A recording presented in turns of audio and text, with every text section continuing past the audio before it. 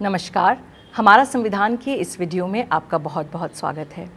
पिछले 4 वीडियो में हम चर्चा करते आए हैं directive principles of state policy भाग 4 की। तो आज के इस वीडियो में एक सवाल पर बहुत महत्वपूर्ण सवाल कि directive principles of state policy सिर्फ नीति निर्देश हैं। कोई व्यक्ति कोर्ट जाकर ये तो नहीं कह सकता कि राज्य को इन directive principles of state policy को एनफोर्स करना ही पड़ेगा। तो एक तरह ऐसा प्रतीत होता है कि भाग 3 में दिए गए फंडामेंटल राइट्स या मूल अधिकार ज़्यादा शक्तिशाली हैं क्योंकि वो जस्टिशिएबल हैं। आप कोर्ट जाके उनको एनफोर्स करने की मांग कर सकते हैं सरकारों के विरुद्ध, राज्य के विरुद्ध। लेकिन भाग 4 में ये केवल नीति निर्देश हैं। ऐसा लगता है as if they don't have teeth, जैसे कि उनके पास शक्ति नहीं है, ताकत नहीं है, क्योंकि उनको एनफोर्स नहीं किया जा सकता। तो क्या ये सोचना सही है? और क्यों directive principles of state policy और फंडामेंटल राइट्स 2 अलग अलग भागों में दिए गए हैं? देखिए, इसको समझाने के लिए हमें समझना पड़ेगा कि सुप्रीम कोर्ट का directive principles of state policy और फंडामेंटल राइट्स के बीच का जो रिलेशनशिप है, इसको देखने का नज़रिया समय के साथ कितना बदला। और मुख्य तौर पर इसको 3 अलग अलग भागों में डिवाइड किया जा सकता है। देखिए, सबसे पहले जब पंडित जवाहरलाल नेहरू ने कॉन्स्टिट्यूशन के फर्स्ट अमेंडमेंट बिल पर वो अपनी बात रख रहे थे, तो उनको इस बात का अंदाज़ा था कि आगे चलकर कहीं ना कहीं पार्ट 3 में दिए गए फंडामेंटल राइट्स और पार्ट 4 में दिए गए directive principles of state policy में एक प्रकार का कॉन्फ्लिक्ट हो सकता है। तो उन्होंने एक बात कही, वो आपके सामने रखती हूँ। He said, and I quote, The directive principles of state policy represent a dynamic move towards a certain objective. The fundamental rights represent something static to preserve certain rights which exist. Both again are rights. But somehow and sometime it might so happen that the dynamic movement and that static standstill do not quite fit into each other. क्या कह रहे हैं वो? कि देखिए, राज्य के जो नीति निर्देश तत्व हैं वो एक तरह से एक निश्चित उद्देश्य की और एक गतिशील कदम की ओर इंगित करते हैं।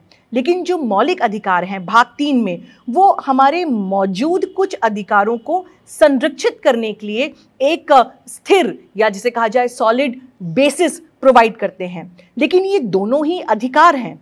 लेकिन तब भी किसी तरह कभी कभी ऐसा हो सकता है कि एक तरफ ये गतिशील प्रिंसिपल्स और एक तरफ ये स्थिर ठहराव वाले प्रिंसिपल्स जो हैं, ये इनकी आपस में ये बिल्कुल भी फिट ना हो, इनकी आपस में जो है वो तालमेल ना हो।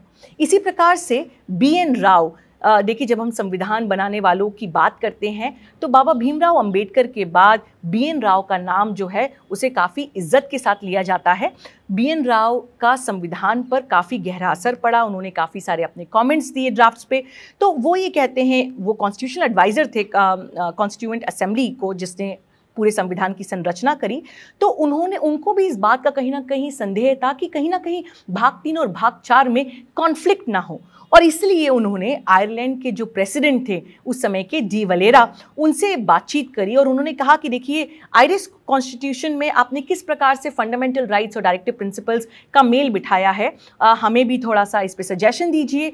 और हमारे भाग 3 और भाग 4 का जो ड्राफ्ट था वो उन्हें दिखाया गया और उनके काफ़ी सारे कमेंट्स जो हैं उसको इनकॉर्पोरेट करके कहीं ना कहीं कोशिश की गई कि जितनी भी कोशिश हो भाग 3 और भाग 4 जो हैं उनमें आपस में कॉलिजन ना हो। ये बात आपको बताना इसलिए महत्वपूर्ण है कि संविधान बनाने वाले भी ये जानते थे कि पार्ट 3 और पार्ट 4 में फंडामेंटल राइट्स और directive principles of state policy में समय के साथ कहीं ना कहीं कुछ कॉन्फ्लिक्ट आ सकता है।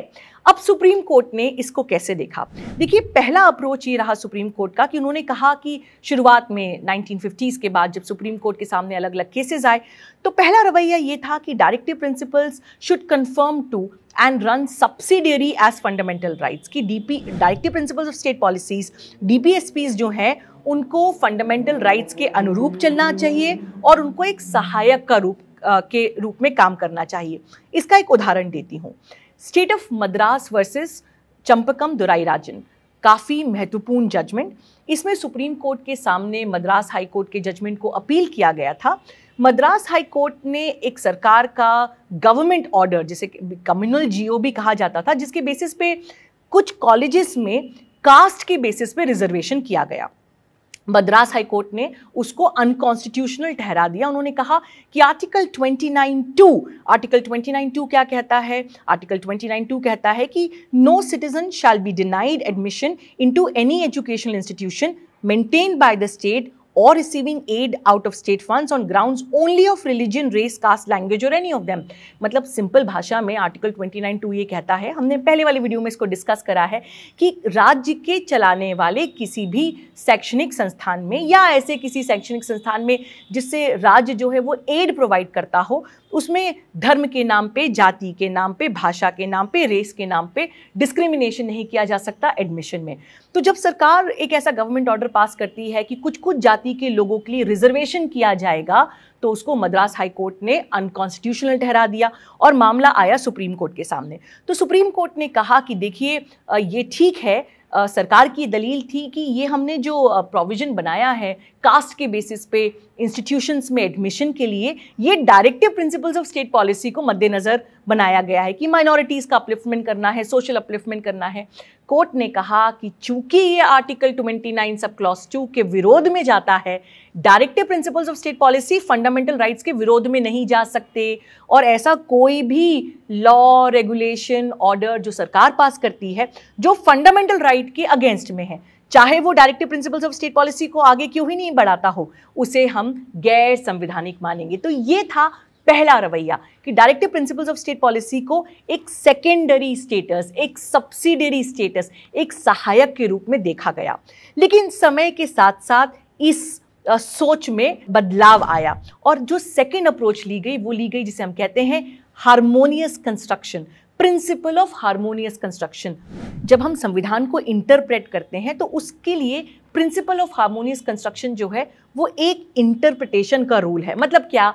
मतलब ये कि जब कभी कोर्ट के सामने कोई मामला आए जिसमें ऐसा प्रतीत होता है कि कोई मूल अधिकार और कोई directive principle of state policy आपस में जिसे कहा जाए कॉन्फ्लिक्टिंग नजर आ रहे हैं, तो ऐसे में कोर्ट को यदि दो अलग अलग इंटरप्रिटेशन पॉसिबल हैं तो इस प्रकार से इंटरप्रिटेशन करना चाहिए कि उन दोनों का हार्मोनियस कंस्ट्रक्शन किया जाए, कि उन दोनों को साथ में पढ़ा जाए। ये उससे ऊपर है या बेहतर है के बजाय दोनों को साथ पढ़ने पर क्या इंटरप्रिटेशन आ रहा है उसको कोर्ट जो है वो इम्प्लीमेंट करे।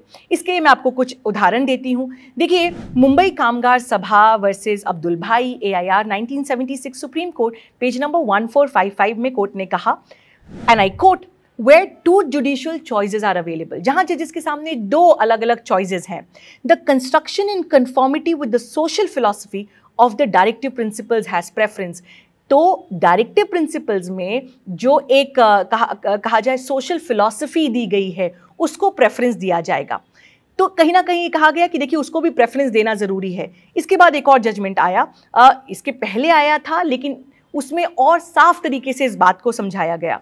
इन re Kerala education bill AIR 1958 supreme court page number 956। Chief justice Das ने हार्मोनियस कंस्ट्रक्शन की बात को कहते हुए ये कहा कि दो the directive principles can not override the fundamental rights. ये ठीक है कि फंडामेंटल राइट्स जस्टिशिएबल हैं, डायरेक्टिव प्रिंसिपल्स उनको ओवरराइड नहीं कर सकते। Nevertheless, in determining the scope and ambit of fundamental rights, the court cannot entirely ignore the directive principle। Fundamental rights को इंप्लीमेंट करते समय डायरेक्टिव प्रिंसिपल्स को कंप्लीटली इग्नोर नहीं किया जा सकता, but should adopt the principle of harmonious construction and should attempt to give effect to both as much as possible. Court को उन दोनों को इफेक्ट देने की कोशिश करना चाहिए जहां तक कि संभव हो। Keshav Nanda Bharati versus state of Kerala AIR 1973 supreme court page number 1461। Keshav Nanda Bharati, कई सारे वीडियोस में हमने इस जजमेंट को रेफर किया है। इसमें जस्टिस हेगड़े और जस्टिस मुखर्जी ने कहा that the fundamental rights and directive principle constitute the conscience of the constitution। There is no antithesis between the fundamental rights and directive principles and one supplements the other। काफी महत्वपूर्ण वजन वाला statement कि fundamental rights और directive principles मिलके संविधान का conscience, उसकी आत्मा, उसका विवेक है, और इसलिए इन दोनों में से कोई एक या दूसरा, ये दोनों एक दूसरे के विरोधाभासी नहीं हैं, ये दोनों एक दूसरे को सप्लीमेंट करते हैं। तो ये थोड़ा सा पहली अप्रोच से, जिसमें सीधे सीधे फंडामेंटल राइट यदि वायलेट हो रहा है तो डायरेक्टिव प्रिंसिपल को मद्देनजर रखते हुए यदि कोई कानून बनाया है तो सुप्रीम कोर्ट ने उसको स्ट्राइक डाउन कर दिया, और फिर धीरे से थोड़ी सी इवॉल्व अप्रोच की दोनों को साथ में पढ़ा जाए। और फिर आई तीसरी अप्रोच जिसमें थोड़ा सा और बदलाव आया, थोड़ा सा directive principles of state policy के स्टेटस को और इजाफा मिला, और ये कहा गया कि देखिए एक तौर पर directive principles of state policy और फंडामेंटल राइट्स सेम ही हैं, एक जैसे ही हैं, कोई बड़ा छोटा नहीं है। Ashok Kumar Thakur versus union of India 2008 volume 6 SCC page number 1, chief justice Balakrishnan ने कहा कि ये दोनों सेट ऑफ राइट्स जो हैं, fundamental rights in part 3 and directive principles of state policy in part 4, इनमें कोई डिस्टिंक्शन नहीं किया जा सकता। The fundamental rights represent the civil and political rights. Fundamental rights जो हैं वो हमारे सिविल और पॉलिटिकल राइट्स की बात करते हैं, लेकिन डायरेक्टिव प्रिंसिपल्स जो हैं they embody social and economic rights. तो ये अलग अलग राइट्स की बात करते हैं, इनमें कोई विरोधाभास नहीं है, ये दोनों बराबर हैं। So they are supplementary and complementary to each other. इसी प्रकार से another landmark judgment, Minerva Mills versus Union of India, AIR 1980, Supreme Court, page number 1789. Chief Justice Chandrachud ने कहा that fundamental rights are not an end in themselves, but are the means to an end. The end is specified in the directive principles. बहुत ही खूबसूरत बात कि जो मौलिक अधिकार भाग 3 में दिए गए हैं, ये अपने आप में डेस्टिनेशन नहीं है, ये तो एक ज़रिया है। ज़रिया किस चीज़ का, कहाँ पहुँचने का, उस डेस्टिनेशन पे पहुँचने का जो directive principles of state policy में लिखा गया है। तो इसी प्रकार से सुप्रीम कोर्ट ने फंडामेंटल राइट्स और directive principles of state policy को साथ में पढ़ते हुए काफ़ी, जिसे कहा जाए, कॉन्स्टिट्यूशनल क्रिएटिविटी या कॉन्स्टिट्यूशनल इनोवेशन करा, जब उन्होंने right to shelter, right to privacy, right to health and social justice, right to a pollution free environment जैसे बहुत सारे अधिकारों को जन्म दिया। जस्टिस VR कृष्ण अय्यर, जब हम भारत के सुप्रीम कोर्ट के जजेस की बात करते हैं, so he is one of the most luminous star in that sky, और उन्होंने directive principles of state policy के स्टेटस को बढ़ाने में, इजाफा करने में एक बहुत ही महत्वपूर्ण भूमिका अदा करी। जस्टिस VR कृष्ण अय्यर ने एक बात कही, और उसी कोट के साथ आज के इस वीडियो को हम एंड करेंगे। उन्होंने क्या कहा, आइए देखते हैं। Indian humanity having given to itself a constitution has by that act dedicated itself to progress through law, the content and conscience of which in the contemporary context is gathered from part thereof.